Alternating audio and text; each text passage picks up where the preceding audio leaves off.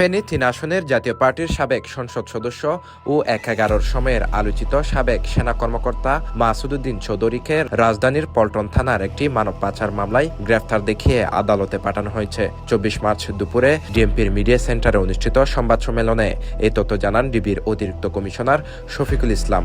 মাসুদ উদ্দিন চৌধুরীর জন্য ৫ দিনের রিমান্ড চাওয়া হবে বলে জানান তিনি। গতকাল সোমবার ২৩ মার্চ গভীর রাতে রাজধানীর বারিধারার বাসা থেকে ডিবির একটি দল মাসুদ উদ্দিনকে আটক করে।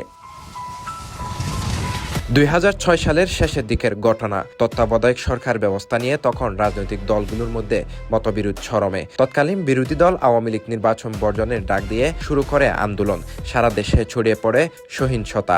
এর মধ্যে তৎকালীন রাষ্ট্রপতি ইয়াজউদ্দিন আহমেদ তত্ত্বাবধায়ক সরকারের পদ ছেড়ে দেন। ২০০৭ সালের ১১ জানুয়ারি জারি করা হয় জরুরি অবস্থা। যাত্রা শুরু করে সেনা সমর্থিত তত্ত্বাবধায়ক সরকার। বলা হয় জরুরি অবস্থা জারি এবং সেনা সমর্থিত তত্ত্বাবধায়ক সরকার গঠনে বড় ভূমিকা ছিল মাসুদ উদ্দিন চৌধুরীর।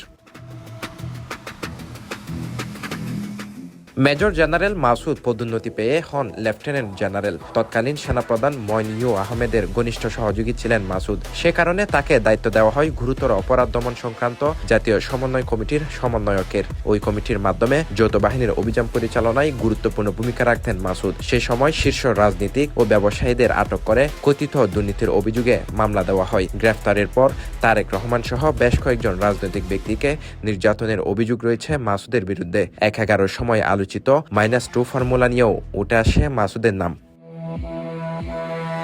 ২০০৮ সালে বিতর্কিত সাবেক সেনা কর্মকর্তা মাসুদকে অস্ট্রেলিয়ায় বাংলাদেশের হাই কমিশনার হিসেবে নিয়োগ দেওয়া হয়। আওয়ামী লীগ ক্ষমতায় এসে তার চাকরির মেয়াদ ৩ দফা বৃদ্ধি করে। চাকরি জীবন শেষে ব্যবসায়ী যুক্ত হন মাসুদ উদ্দিন চৌধুরী।